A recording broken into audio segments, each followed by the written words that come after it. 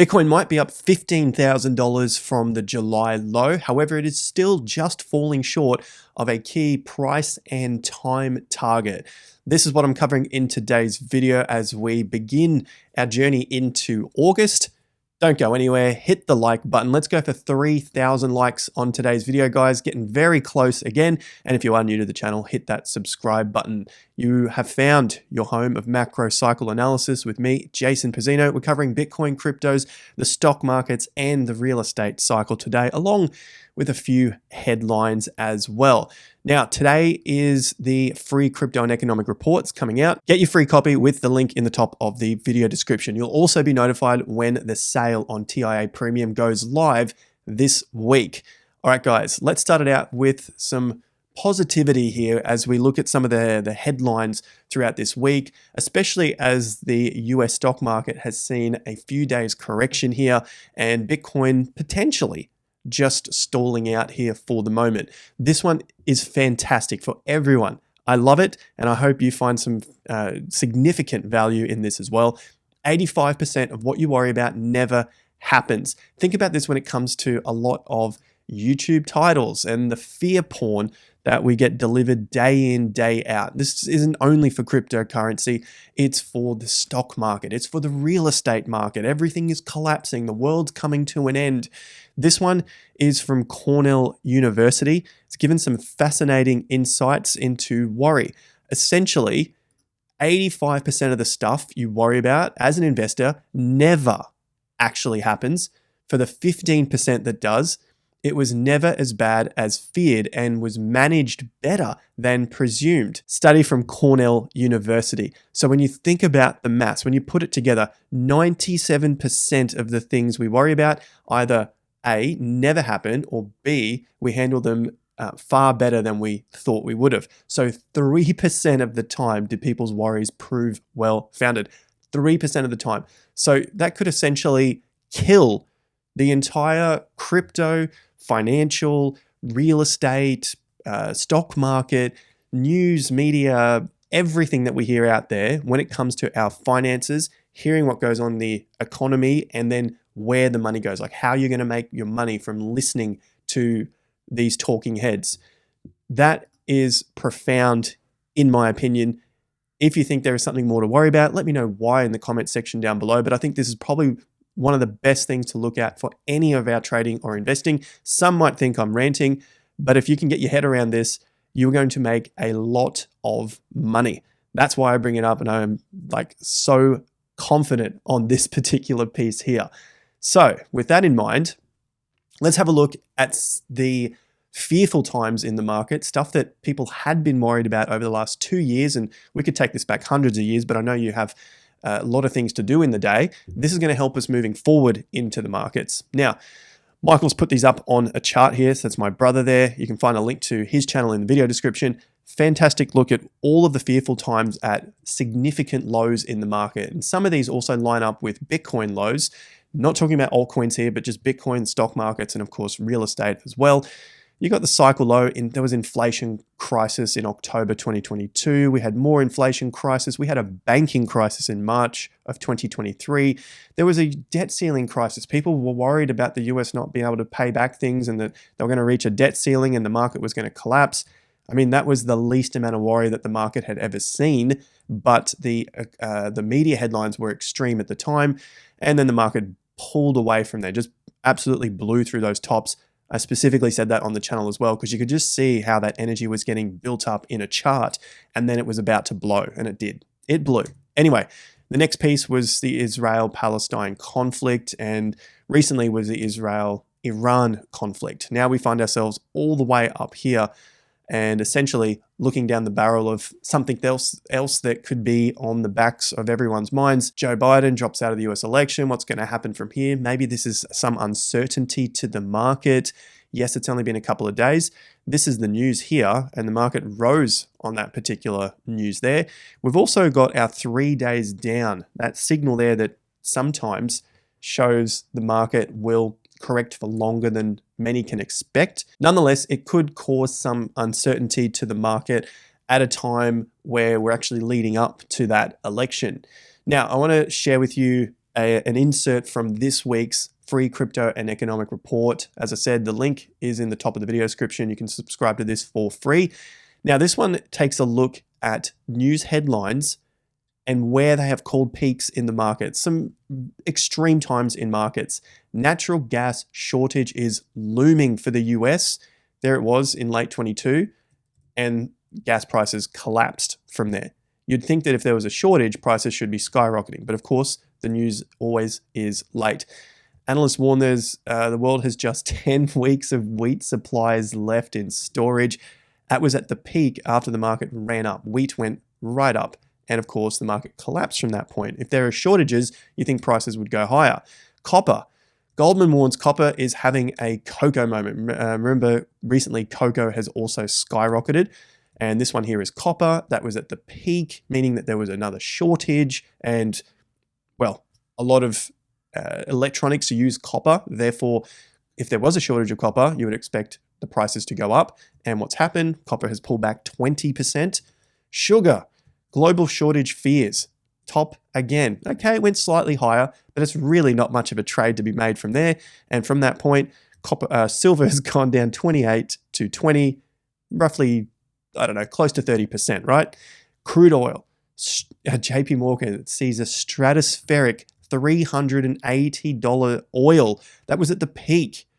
So, as a reminder, news headlines can be far more extreme at the extremes of moves, and then the market will do the opposite. Well, the price will do the opposite to what happens there, which therefore comes back to this, and to me at least proves the point. 85% of what you worry about never happens. And if you like these other figures down here, out of that 15% of the time, 79% of that 15%, which if you do the maths, which the university has here, that would mean that 97% of the time, nothing actually transpires from those fears. So can we cover off some more fears in this video here? Looking at some of the data here for the S&P 500, it suffered its worst loss in months amid historical high investor optimism. So we've seen quite some high optimism here. Here it is, dumb money confidence over 80%. As we've noted several times in the past year and a half, exceptionally high optimism really only occurs during sustained bull markets. So you're going to see prices continue up and up and up, and then you have some corrections, and that does not go away easily. So basically, these sustained bull markets don't go away that easily. You can see the data below here. Just going back to 2003 with 10 of these signals, the S&P 500 after a greater than 1% decline, which that's what we've seen. You can see these measures top to bottom. There's a 3% decline now with dumb money confidence over 80%. In the short term, that is where the problems lie. 1 week, 2 week, 1 month. If you're trading on this very, very short term, that is a pretty difficult situation. I personally don't like to trade this short term. Some people know how to do it. That's not my game. I'm more longer term. And on the longer term, you can see just how well these numbers line up. 2 months, 3 months, 6 months, 12 months later, when this happens, the S&P 500 has been higher. And by how much? You can see that the average max gain is up to 21% 12 months later. And the decline has only been 3%, 3.5%, 3.8%, and then 6% on the 12 months here.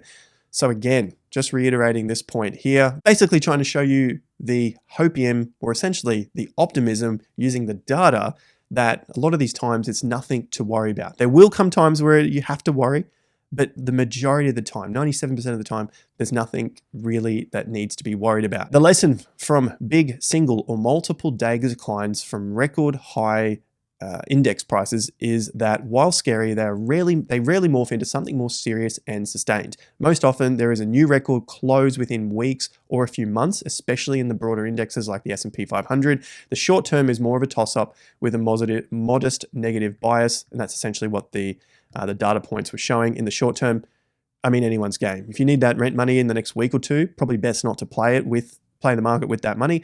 Otherwise, if you've got a longer term outlook here, even medium term, you're 3 to 6 months, you've still got a much better rate here. The NASDAQ has also had a couple of days down. The thing I'm looking at here is the close for July. Reason being is the last 16 Julys have been in the green for the NASDAQ 100. The last time it was in the red was basically 2007, and that was 0.5 or negative 0.5. So that was 16 years ago. Could we see the same thing again? Well, we'll find out in 9 days' time.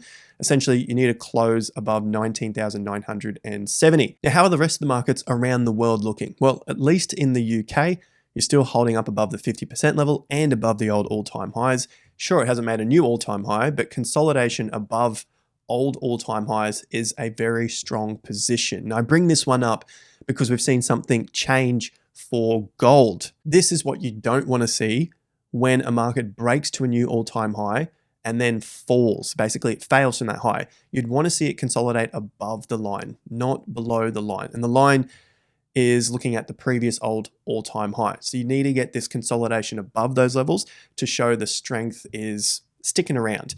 Now, this is not the end of the day for gold. Essentially, it just means that it's probably going to consolidate for a longer period as opposed to a shorter period that if it was to sit above that high. So all we're looking at there is a sign of strength and weakness to that current market action. So basically, that move to the upside has failed and it's closed back underneath. That's what that close underneath means. That move was getting ready, didn't make it, closed underneath. Now look at the very specific points that I use in my analysis. This is understanding the tape, basically the print, and a little bit of Gann and Wyckoff here, right? So the top, that exact price. I don't use these sort of like, oh, let's just move the line down here. Let's have a look at the closing prices of the market and just give a rough guide here. Sometimes that's usable, but I don't like to do that, right? I like to do something more specific so that I can use that same rule across other markets or all other charts, right? So here is the top. Here is that big move to the upside. This one failed. And then again, it managed to get 2 closes above. But look at the third close on this day here.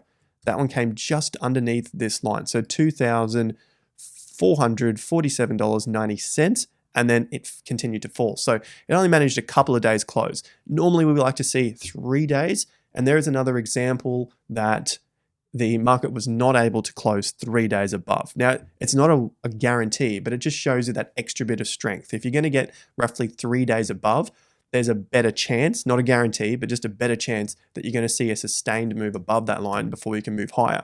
So this is all part of the experience that I've gained over the last 17 years to see those little nuances in a chart, which in the old days, 100 years ago, they called reading the tape. That's essentially part of that very detailed, subtle look at the tape as opposed to just sort of whacking lines on the chart wherever you think they should go. So that's a look at gold. What this could also show with this decline is something from Crowded Market Report. I think this is super, super interesting. What Jason has got here, this is Jason Shapiro, Crowded Market Report, is the longs and the shorts. So basically a market getting crowded. That's why he's called the business Crowded Market Report. The blues, large speculators. The reds are the commercials. So if I remove my face for a moment, you can see that the small speculators and the large speculators are all on the long side of gold. What happened to gold? Well, you got the top here, and then gold price has dropped significantly from there, and the commercials are on the short side of the market. And so you can see that the speculators are typically wrong at the extremes, but not the entire move, just at the extremes. And here come the commercials who basically crush them from that point. So the lesson is try not to be on a crowded side of the market. When everyone is talking about how something has to keep going up, it's probably unlikely going to happen. That goes for all markets. Bitcoin won't be excluded from this either. That's coming our way. Now, speaking of Bitcoin and this particular level for August, where we don't want to see the market go, this is a clear example of not understanding price structure. You might have remembered this a few weeks ago now. Barstool's David Portnoy plans major Bitcoin buy if price drops below 40 grand. I guess people who don't follow markets or don't learn about trading or investing, they don't understand price structure. If Bitcoin were to fall under $40,000, you get some closes under there, the structure is broken. The market is broken and you will not see higher prices. It's game over. You don't want to see the market go under 40 grand. That is a very specific low here. You can see there on the chart. Market breaks that, it's game over. Setting your price targets like that is ridiculous. Just choosing a number and hoping it goes under there because you're trying to get greedy with cheaper and cheaper buys. You might be able to pick it up, but the structure is broken and it's game over. This is what happened earlier in 2023 when the market was breaking up, or Bitcoin in this case, when I use the word market. Essentially, it was getting to 25, and then this date here was the low. This was the banking crisis low.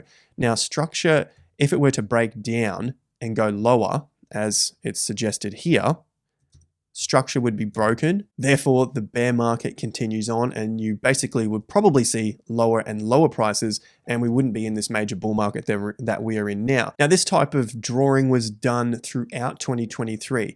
Bitcoin breaks higher, gets to 30K, and then they keep drawing these lines to the downside. In that case, the structure would break and you would not see any sort of bounce back. Not understanding price structure is also a bit of a cardinal sin when it comes to how to set your prices. And so that's what I'm looking at here with the current price action. If it were to break down from some key levels that I'll go through in just a moment, although it would be a cheaper opportunity to buy Bitcoin, you're likely to see even cheaper prices and more likely not going to see higher prices from there. The same things happened all the way through 2023. We get this break up. So this is what we were seeing in 2023 as an example.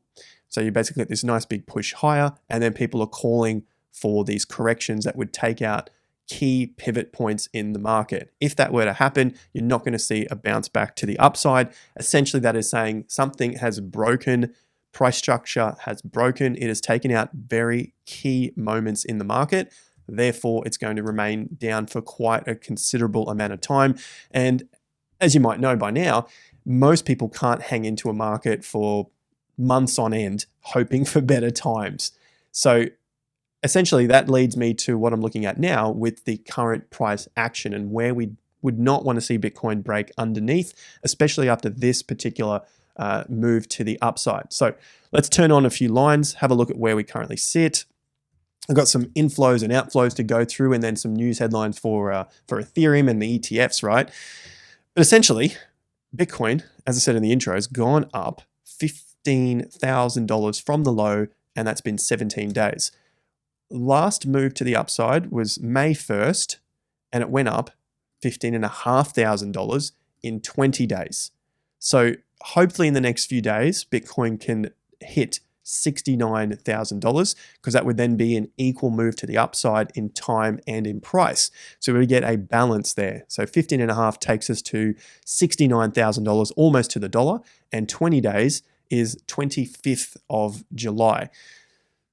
If that happens, we get a nice balance move to the upside. Great thing.